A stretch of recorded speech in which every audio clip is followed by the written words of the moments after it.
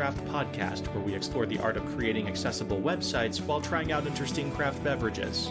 This podcast is brought to you by the team at Equalize Digital, a WordPress accessibility company and the proud creators of the Accessibility Checker plugin. And now, on to the show. Hello, everyone. It's Amber, and I'm here today with Steve. Hello, everyone. And Chris. Hey, everybody. I'm back from playing hooky. We did miss you on our last episode. We're glad to have you back. For everyone who is listening or watching and wants to know where to get show notes, you can find those if you go to accessibilitycraft.com/120. Chris, what are we drinking today? What we're having today is St. Arnold Irish Hello, which is what they're calling a dry stout, an easy drinking dry stout. So I would expect this to be a dark colored beer, probably not particularly sweet. And it's got some cool illustrations here on the front. Texas brewery.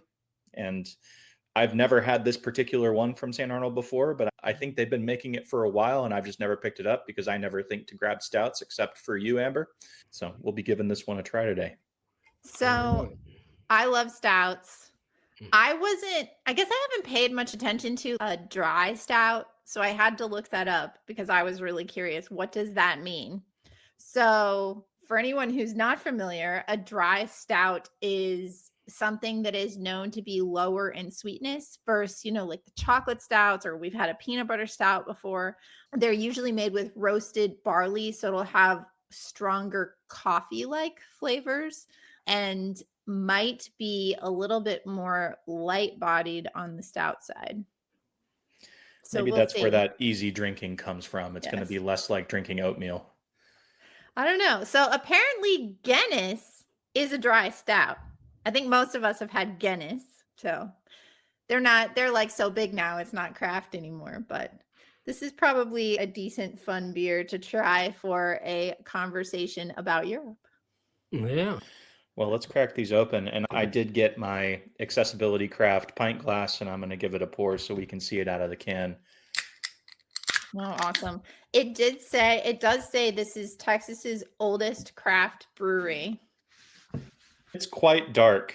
Oh, yeah. It smells dark. It does not smell like it's going to go down easy like it says. Chris's glass there had probably, I don't know, 1.5 inches or 2 inches of foam on the top. Yep. Oh, it's so pretty. Mm-hmm. Yeah, it's not as much of a creamy head as I've seen on other stout beers. It's definitely a little more standard. Big bubbles, though. I don't know if you can see the character of those bubbles. If I try to get it, no, my lights are killing all the contrast, but it's got big bubbles in the head of the beer.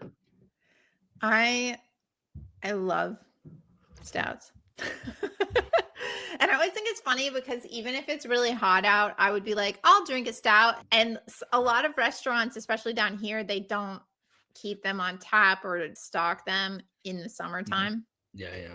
But I really like stouts. And this one, it's got a good, darker, rich smell to it. I can't really pick out any notes of chocolate or coffee or something. You sometimes can, but I think I smell coffee. Does it smell kind of like coffee to you? I get a little coffee. I get a lot of molasses on the nose. Oh, is that what I'm smelling? Maybe. That more sour, off-sweet molasses smell. I don't know if I would say easy, but I'd say it's smoother than a lot of the stouts we've done. Yeah. I would not rate it in the easy drinking category. It is easy drinking in the stout category. Yeah. I think this just goes for me along with the fact that I like really dark chocolate. I buy 85 or 90%, and I really like that. And so I think I like that same thing with the beers. Yep. It's definitely got that toasted, bitter flavor profile. There's no sweetness there at all. Full-bodied, like you would expect. It's drinking thick, whole milk. Thick. Yeah. Thick is the word I'm thinking. Milk. It is not that thick. I do not know what you're talking about. You know what would be really Totally. good to pop in the top of that glass that you have there? Hmm. A scoop of vanilla ice cream. Oh, Make yourself a stout float. That just sounds like a good way to ruin some ice cream. I think it would be tasty. I think if we went back through all of the episodes, I definitely have recommended pairing alcohol with ice cream more than one time. Yeah, like every Mhm. episode. Not every episode. yeah. I I will don't know. say when we had the strope waffle liqueur, I've poured that on some vanilla ice cream a couple of times, and that's because Yeah. we don't drink a lot, so we still have that bottle. And Do you still it's have pretty that? good. Yeah, we still have it. No, does Steve. I'm wondering if No, Oh, Steve still has it. it sat on my desk for a year, and then I dumped Liquor it out. doesn't go bad, Steve. I don't. I don't know. What am I gonna do with it? Like maybe I should have got some ice cream. You know what we did do once was I think that Chris was making a syrup and he cooked it with some sugar. Not like it really needed it because it was really sweet anyway. But then it wasn't alcoholic, and I think we had it on waffles or something. The cookies that came with it, that we had with it, were amazing. Yep. So for everyone who wants to hear about that, since we've taken a tangent, you can go find the episode where we talk about stroopwafel liqueur and why accessibility is more important than SEO. Yeah, totally. Well, what do we think about this particular stout beer? Would we rate that thumbs down, thumbs in the middle, or thumbs up? I give just about every stout a thumbs up. I give this one a thumbs up. So I'll rate it in the context of all the drinks we've done, and I'll give it kind of like a thumbs to in the middle, sideways. But in the context of the stouts that we've done, I'd give it a thumbs up. I rate it at the top of the list of the stouts we've done. Yeah, because I feel like the other stouts we've done have been like way more heavy-handed and like thicker and more intense than this one. Yeah, it's good. It's good. I definitely agree with their easy drinking categorization. But we're here to talk about the European Accessibility Act and the countdown. I mean, the countdown's been going for years, but we are at the very end of the countdown now. We've been shouting about this from the rooftops for years in the accessibility world. And it is now, when this episode comes out, it will be less than a month away. So, Amber, what is the European Accessibility Act? Who does it apply to? And what types of digital content and products fall under the EAA's scope? So the European Accessibility Act is a directive, not a law. A lot of people say it's a law, but it's not a law. It is a directive that the European Union passed in like 2019, I think. It's been a long time. Yeah. Saying that member countries had to create laws requiring certain businesses that are for-profit businesses to have accessible websites. And they had some guidelines, and now all of the member countries have laws. And we are talking about this because June 28th is the enforcement deadline by which time those countries are going to have to start enforcing the requirement that businesses have a accessible website. It requires that websites meet Web Content Accessibility Guidelines, or WCAG 2.1 AA, and it applies to any businesses that are selling digital services or products, websites, mobile applications, any sort of digital products themselves. Self-service terminals like kiosks that you might find somewhere also have to be accessible. Ebooks have to be accessible. And any business that has 10 or more employees or makes 2 million euros in annual revenue, which they call turnover in Europe, is who has to meet this guideline. So just a little clarity on that. So from the European Union level, it's a directive, and it was a directive that went out to the member countries for them to create laws, right? Or are the member countries creating laws or directives as well? They're creating laws. So the member countries are creating laws. Okay. So these are laws that maybe we can talk about a little bit more that have specific enforcement mechanisms. So they're going to say something like, oh, the government might go out and randomly scan your website, or there's going to be a form where people in the community can report issues with your website, that sort of thing. And so the law says, here is how we're going to find out if a website doesn't comply. And then the laws also have basically what the consequences of not applying are, which ranges from smaller fines to, I've seen fines as high as 500,000 euros for failure to comply. Our nice friends in Ireland included some jail time. I'll drink to that. Obviously, I don't know. I don't think that it's going to be like, your website is inaccessible, you're locked arrested right now. I think we've talked about this before. I suspect the way that will go is you're going to get told to make it accessible and you don't, or you lie about it or something like that. I don't think jail is the first stop on that compliance journey. Jail usually happens after contempt or negligence or something like that. Yeah. Or has it ever happened? I mean, we're going to find out. It'll be 28th. There you go. Yeah. Keep an eye on court cases in Ireland over the next few years. Yeah, no kidding. So I feel like we should dive more into what businesses that are located in Europe or that serve Europe, because you don't have to just be located there. You could just have a lot of customers there, are supposed to be doing, and how this impacts agencies that build for these businesses. But let's take a quick commercial break first. This episode of Accessibility Craft is sponsored by Equalize Digital Accessibility Checker, the WordPress plugin that helps you find accessibility problems before you hit publish. Thousands of businesses, nonprofits, universities, and government agencies around the world trust Accessibility Checker to help their teams find, fix, and prevent accessibility problems on an ongoing basis. New to accessibility, Equalize Digital Accessibility Checker is here to teach you every step of the way. Whether you're a content creator or a developer, our detailed documentation guides you through fixing accessibility issues. Never lose track of accessibility again with real-time scans each time you save, powerful reports inside the WordPress dashboard, and a front-end view to help you track down hard-to-find issues. Scan unlimited posts and pages with Accessibility Checker free. Upgrade to Accessibility Checker Pro to scan your website in bulk, whether it has 10 pages or 10,000.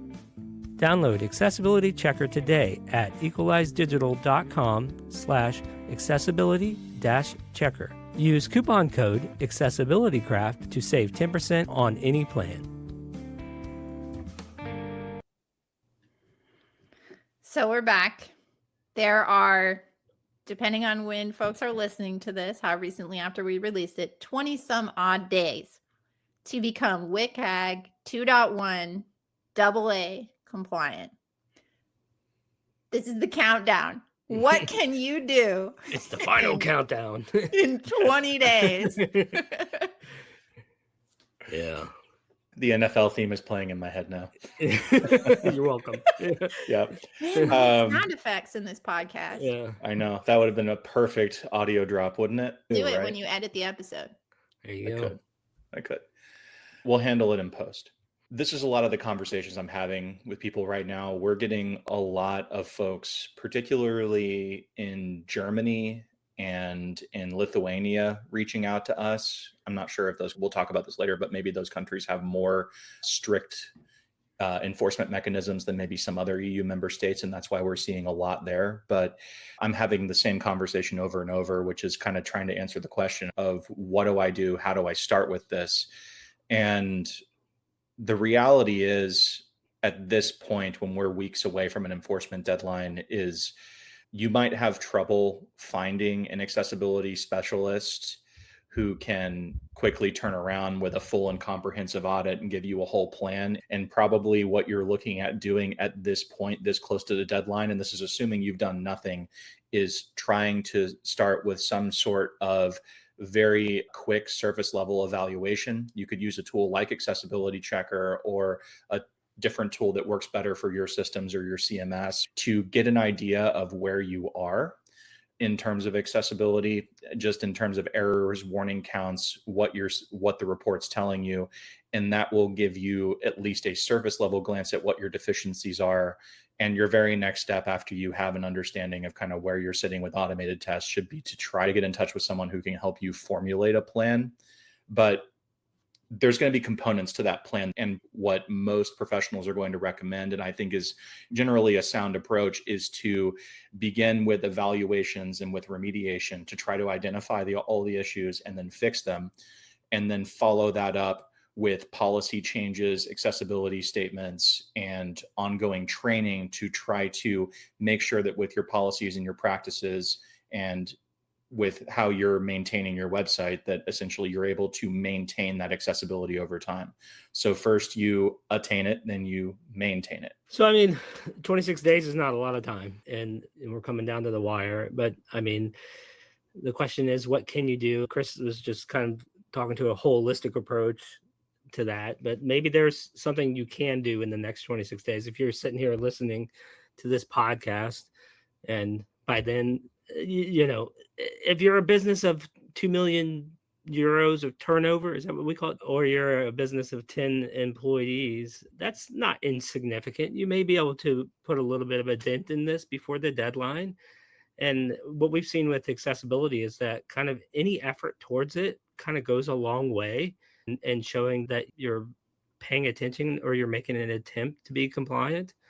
So you could, if you have a development team already, if you have a development vendor already, I would work with them in the next, few weeks to see if there's some low-hanging fruit that you can try to identify. Is there something in your navigation that's not accessible? And is that something that a developer that could fix for you in an hour or 2 hours or something? And that would probably go a long way, because if navigation is being blocked in some fashion, any fix or remediation of that goes a long way for accessibility. So I would try to make an effort in that small time frame, and then, from there, then look at something more holistic and long term to help bring your product or your website up to compliance. What do you think about, like, between now and then, make sure at least your nav menu is functional? Could you come up with some really concrete things that seem realistic in a 20-day timeline from a dev perspective? Absolutely. Yeah. I mean, of course, navigation is how we get around a website. So that's like number one. Now, sometimes that kind of remediation could be difficult. I get that. But sometimes there's some low hanging fruit there with a small fix to your navigation, such as if your parent navigation item has like an ampersand on it, so you click on it, it doesn't go anywhere, so that it can just like aid in the hover state of a drop down menu.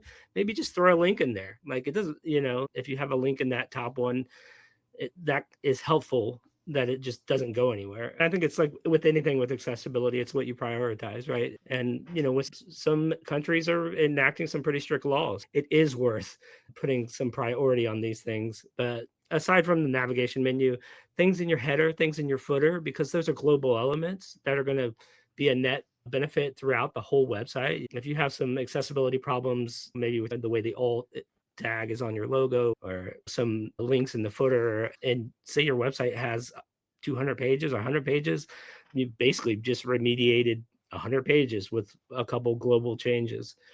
So I would definitely look for big changes like that, and look at tools to help you surface, where you can get the best bang for your buck in that regard. But I mean, aside from that, you can go further. Amber said 26 days is a lot of time if you prioritize this. I mean, you could also install this plugin called Accessibility Checker. Tick a box. If you want to start compliance and you haven't done it yet, you should be installing Accessibility Checker on your WordPress website. Yeah, I think so. It seems a little self-promotional, but if you really want help quick, you got 20 something days, right? You can do this in literally minutes. And Amber's not talking about Accessibility Checker Pro, which is a premium plugin. She's talking about Accessibility Checker Free, no cost. You could install this and you can start making your website more accessible just by enabling certain fixes. And not to toot my own horn here, but like, our plugin fixes things and then it evaluates whether or not it actually fixed them. So it's not just an overlay, right? It's going to go through and evaluate if it actually worked. Tell you if it didn't work and that Yeah. you still need to go do manual work. Whereas an overlay is just going to be like, it's all fixed now. Enjoy your false sense of security served to you on a silver platter, right? Yeah. I think what I would say is install Accessibility Checker, even if it's only the free version. You won't be able to bulk scan your whole site, but you could 100% in the next, even if there's only 15 business days, right? You could install it. You could go open your homepage and look at the report for your homepage. Fix everything that's flagged in your homepage, because that's going to get your header and your footer, right? And the content on your homepage. It has an accessibility statement draft, so you can modify the accessibility statement to meet your needs. I will say that I have a post on our website that will link in the show notes that goes through all of the requirements for all of the countries. And there are some countries that require you to have a publicly posted accessibility statement. So you can go tweak this for what makes sense for your organization, publish it in the footer, either add it to your existing footer or check a box in the plugin and we'll add it to your footer for you. And then turn on some of the fixes that make sense for your website. And that will get you some progress. Is it going to make it perfectly accessible? Absolutely not. You have more work to meet the law. Yeah. But that is a great start. But it goes a long way. And since Amber opened the box here to promoting our own, I'll just list out just real quick, some of the quick fixes that you can enable, like tab index, right? So a lot of times tab index is modified on websites, which kind of breaks the natural tab order of the website. Well, the accessibility checker, you enable remove tab index and it removes it from elements that shouldn't have it and restores the native tabbing order. Force underlines, so you can make sure that your links are underlined so that they can be distinguished between, just text. You can block links from opening new windows. It's not good for accessibility for a link to open in a new tab. So you could block it, and there you go. You've fixed that problem. But if you actually really want that, you can also enable a feature in the plugin that will actually put a notification that this link will open in a new window. A visual indicator and a screen reader indicator. So that's just a handful of the ones that are in the free plugin. Save you potentially hours and hours of time. I don't want to go on, but like skip links, form labels, focus outline, all kinds of things that you can achieve just in the free plugin. No cost to you. And it pleases us that, we're doing our part to help make the web more accessible. Yeah. If you're an agency or a developer listening to this, there's also an opportunity here, right? If you haven't talked to your clients about the European Accessibility Act and you have clients that are either located there because you're located there or that are large enough that they serve that market, you should definitely be reaching out to them like today. Stop this podcast episode right now. Yeah. And contact them, tell them about this, because that's part of how we serve our customers best. Figure out what a plan is for them. It also benefits you. But if you work in-house at a business, I think don't panic, because there are things that you can do. I mean, I could be surprised. I'm sure that on June 28th, there's not going to be a million letters going out to every business in your town suing you or giving you a fine or a warning. I don't know. But I would say the biggest thing is coming up with a plan and starting to do things and documenting what you're doing. So if you install Accessibility Checker and you start fixing things, document that somewhere so that you have a history of this is what I'm trying to do to become conformant. So Amber, you mentioned that June 28th date again, and we've listed a ton of different ways that you can take action using Accessibility Checker as an aid to help you make progress faster. But what would your recommendation be for a recommended timeline or roadmap to compliance over, say, the next 12 months? Yeah, this is hard because every website is a little bit different. I think you have to assess whether you're going to remediate your existing site or rebuild it. But a lot of things can be remediated. I mean, we're in the process right now of remediating a Divi website. And I'm going to tell you out of the box, if you saw my page builder accessibility comparison, you know that Divi is literally the worst tool a website can be built in from an accessibility standpoint. But we're able to fix it. It's not unfixable. I think initially you probably have to do some of that assessment, also assessing how big the website is, how much content there is. This is something we do with our remediation customers is we will look at their content and do an assessment for what I call rot. So this is content that is redundant, outdated, or trivial.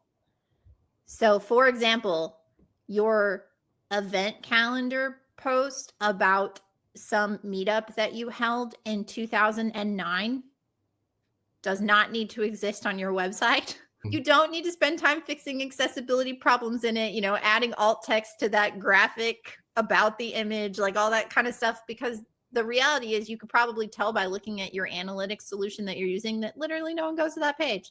So the best solution on all that kind of content is to just hit that trash button. Get rid of it. And this is good for SEO too. You will hear SEO people talk about this a lot, that like you can benefit your SEO if you have a very tightly defined sitemap without a lot of redundancy and like thin content. Like you want more depth to your content.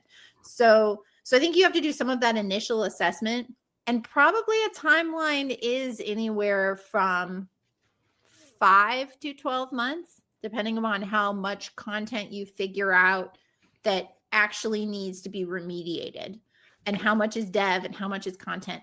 And then I would try to figure out some sort of timeline that puts a lot of the dev stuff early on, and then looking at content priorities. So what pages are really important for the funnel? What pages are just really high traffic pages? Work on those first. If there's content things like the missing alt text or ambiguous links where you've just linked the word click here. But honestly, if you put your content team on that, you can make a lot of progress even in a few hours. But if you were to say, hey, we're all going to focus on this for half of our days for the next 3 weeks, 4 hours a day, 5 days a week, and we're going to go through, you can really fix a lot of content problems. And if your dev team or your agency that you're working with or whatever is working on that, I think there's a lot that can be done. And then just trying to get those high priority pages, and then you just space out the rest over whatever timeline makes sense to you. I don't know. Does that kind of answer the question? Yeah, I think so. What do you think, Steve, about timeline? Yeah. So, I mean, if you're looking at a more extended timeline, right, and you're trying to put together a more holistic campaign around your accessibility and how you can approach it over the next 12 months. Now, this is moving more into the pro category of the plugin, but it can help assist in some of this, and it can help assist identifying, problem pages or problem issues throughout the website. We have an add-on for our pro plugin called Audit History. It'll track daily your accessibility, and you can start tracking it over time. So if you start making some of these content fixes that Amber is saying, like when she's talking about that rot content, if you start removing things, sometimes that increases the accessibility. Of course, if you've got X number of pages that are, you remove 1,000 pages, of course, your footprint's going to be a lot smaller. And this can track that progress over time. We can track it in a graph, and we can track, we have different data points in which we track that as well. But the other thing, I mean, we use this so heavily in our remediation is that open issues page in the pro plugin, because you don't have to go open each page to see what problems exist on this. And what I like to do is say, this is the problem that I'm going to tackle this week or this month. And it could be something like linked images missing alternative text. And you could take across a website with 5,000 blog posts, and it would tell you every time there is a linked image in any one of those blog posts that is missing alternative text. And you're like, hey, this is a high priority because obviously this link has no name, no accessible name. So that would be considered a critical blocker. And you can go into open issues, you can go to that, and then it will tell you every post or page, and you just go out and fix them. Because there are certain problems like empty links or a lot of times when we do almost what I call like collaborative remediation with some of our clients, we do literally everything. Other ones are like, hey, we're going to save money by you do the hard stuff and we're going to do content stuff. So I will point a client at the ambiguous anchor text, and they can go there and it will just tell them everywhere on their website that they've linked, the phrases click here or learn more here or whatever. And that's easy for them to go through and edit all those posts and pages. And honestly, if you sit there for a couple hours, a lot of times you can get almost all of them fixed. Well, so on on the individual open issues, we list out all of our rule checks and then we order those by the greatest count. But on the fast track tab, we order those. We do a multifaceted ordering. So we order them by the number of affected pages and the number of failing checks. So what that does from a visual standpoint, when you pull open the fast track, is that kind of surfaces like where is your biggest bang for your buck, like just on fixing accessibility issues and getting those accessibility scores to either go down or up, whichever way you want it to go, but depending on the stat, but to improve like it. A linked image missing alternative text, for example, your logo in your header, and that would really surface in that view because it would be on, let's call it 500 pages, every page of your website, and it would flag multiple problems. It would flag an empty link and a linked image missing alt text and a warning for image empty alt. Yeah. So every one fix nets you 3 accessibility rule fixes. But yeah, it's definitely a way to see, hey, if I just fix this one place, that's 3 rules fixed. And it's on, like you said, 100 pages. So like that's a huge net gain in accessibility. Yeah, I think the biggest thing is just to start, right? It's probably a conversation you have, Chris, a lot with people. Yeah. And generally it's easier to get people to start with an automated scanning tool because it's less overwhelming. And with ours, the reports are right there in the dashboard. And generally people are already accustomed to using their website and the WordPress interface in some capacity. And so it's very easy for them to get started and they get it. In fact, I remember a support ticket just from like yesterday where someone was frustrated because their percentage score wasn't moving in the way they thought it should after they put in some effort to fix some rules. And I could tell that it was kind of like a game for them and they wanted to see the numbers move and it was intrinsically motivated and they were a little cranky that it hadn't moved yet. And we were able to help them resolve that. But it's one of those things where I think once you get started, you can also almost have fun with it, which sounds weird, but at least to the non-accessibility person, we have fun with it all the time. Yeah. Yeah. So I would say going back to the timeline and how to do things, the order that I always recommend is fix all the automated issues first. So everything that accessibility checker finds, get that to 100% pass test, which does not mean 100% accessible. And while you're doing that, sometimes I would also recommend doing some basic keyboard testing, which you really don't have to be an expert to do. Literally, that means go to the front end of your website, hit the tab key, and make sure you can get to all of the things that you would normally get to by clicking on them with a mouse, like any buttons or links or those kinds of interactive components, accordions, tabs. They all need to work with your tab key and your return key or your space bar. So I would say like doing that is the good first step. And then from there, if you really want to achieve true conformance, you ought to have a accessibility professional do a full audit for you. Obviously, for some people that doesn't, fit in the budget or doesn't make sense timeline wise or something else. So you need to do some screen reader testing. If you're not sure how to do that, we do have a course on VoiceOver and a course on NVDA that's coming out soon. So you can find resources for that. We can link them in the show notes. But thinking about this as a multi-layered approach over the next few months, and that you're going to start with automated, and then you're going to do some of these manual problems that you find just using a tab key, and then screen readers, and potentially, especially if it's a big profile website, have somebody who is certified accessibility specialist, whether that's us or someone else, come in and actually audit it and verify that you're meeting WCAG 2.1 AA. Yeah, totally. So we're talking about the European Accessibility Act. We're drinking ourselves an Irish beer. We're going to go even further. we're going to bring Equalize Digital to Europe. So we have WordCamp Europe coming up here in a couple weeks. A week? I don't know. It's coming soon. We're releasing this while Chris and I are stumbling literally around Paris, hoping to figure out how to find a train to Basel. There you go. Well, this is Steve from the past figuring out what the date is now as you're listening to this. So Amber and Chris will be on the ground in Europe. What are you guys excited to do and see, and who are you excited to talk to? I mean, all of our WordPress friends, of course, like all the people that we see 1 or 2 times a year. I'm looking forward to seeing all of those people. There's a lot to name. I'm not going to do a bunch of name drops, but suffice to say, if you're thinking, I wonder if Chris is talking about me, I probably am talking about you. If you're listening to this, I'm looking forward to seeing all of our WordPress peeps.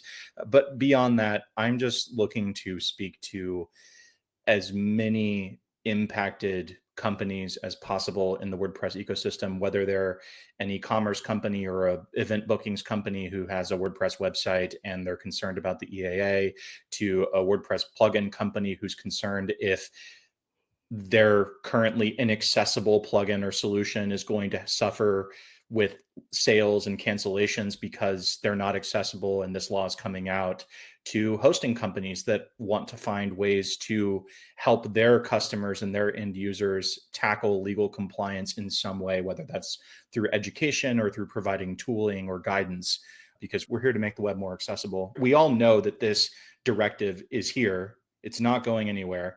The enforcement is going to happen, and ignoring it or hoping to sweep it under the rug is not a strategy. With all that aside, like, we just have to figure out how to solve this problem together. And those are the kinds of conversations I'm excited to have.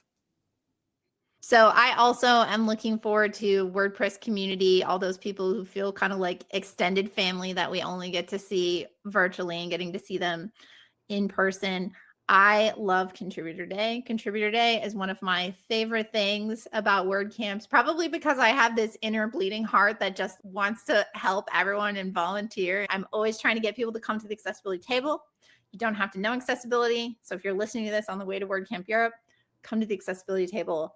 And Chris and I and Joe Dolson is going to be my co-table lead. We will be happy to introduce you to accessibility and tell you how you can help, even if you are not an accessibility expert, even if you are not a developer. There are things you can do to help the accessibility team. So this is just the sales pitch episode. I don't know. I mean, along those lines of sales pitch, we're not just going, we're going to be sponsoring. We will have a booth, and Chris and Amber will be held captive at the booth, and anybody can go up and ask them any question and take up as much of their time as they need, and they will answer all of your accessibility questions. Yeah, I think we should be a little bit easier to find. Sometimes at WordCamps, we're like you and I, Steve, at WordCamp US, we weren't anchored anywhere. And so we were kind of floating around, but it's nice for us to have a booth. I do have some koozies left. I'm going to take those.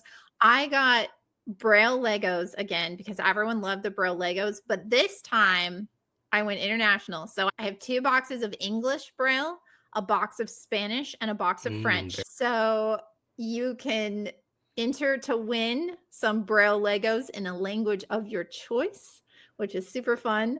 And yeah, we'll be there. We'll be happy to share what we're working on and that kind of stuff. I will say, what am I also looking forward to? I am kind of curious to see if the accessibility vibe is going to be any different being in Europe and given the law. So I don't know. What do you guys think? Do you think we'll see a change on that, or do you think it'll be the same old? What I'm seeing most right now is agencies and product companies in the WordPress ecosystem ratcheting up their level of concern about compliance and helping their customers be compliant insofar as they're, or to the extent that they're involved with their customers' day-to-day operations. I think we will continue to see development there for sure. I think more and more are going to kind of make their peace with that and accept that this is here to stay and it's going to be a fact of life in the business world going forward. I know there was also a lot of belly aching back years ago about GDPR and that whole rollout. I think we're going to see kind of a similar vibe to that, where it's going to be a big mad rush to figure this thing out collectively globally for anyone who's doing business in the EU in a serious capacity. And then things will kind of level off, and we'll all be better for it, and the internet will be better for it. I mean, for me, if last year was an indicator of what this year will be, last year seemed to be very much centered around the European Accessibility Act. I even did an interview with the Do the Woo podcast about it last year in Italy, and I know the foot traffic at our booth was a lot. There was like 4 of us, and it was almost too much to handle. And people had lots of questions. Some people knew about accessibility. Some people were just fresh to it and just needed an intro to it. So it seemed very, very much like a big thing last year, even with the Accessibility Act. And but last year it was, oh, this is coming, it's coming soon. And I feel like I'm not going to be there this year, unfortunately. But I feel like what you guys are going to get a lot this year is, it's here. What do I do? Help me. Yeah. It's going to be like a run on a bank. Totally. It's going to be like a huge crowd around the booth, and Amber and I are going to be panicking. It's entirely So we possible. are all going to miss Steve and his wife, Jennifer, who was phenomenal at our booth last year. But that does not mean that you cannot ask Steve your accessibility questions, because he is going to be holding down the fort at Equalize Digital and running front lines along with the rest of our team, support questions and those sorts of things. So if you can definitely reach out to him. Well, I think that's about it, and a wrap on this episode. We're excited to see everyone. We'll probably post a follow-up on how the vibe was regarding the European Accessibility Act. I do know when I come back from WordCamp Europe, I'm going to be doing a webinar for the admin bar about it. So we'll probably post that on our socials as well if people want to tune in for that. But I guess cheers. Cheers. We'll see y'all in Switzerland. Thanks for listening to Accessibility Craft. If you enjoyed this episode, please subscribe in your podcast app to get notified when future episodes release. You can find Accessibility Craft on Apple Podcasts, Spotify, and more. And if building accessibility awareness is important to you, please consider rating Accessibility Craft 5 stars on Apple Podcasts. Accessibility Craft is produced by Equalize Digital and hosted by Amber Hines, Chris Hines, and Steve Jones. Steve Jones composed our theme music. Learn how we help make thousands of WordPress websites more accessible at equalizedigital.com.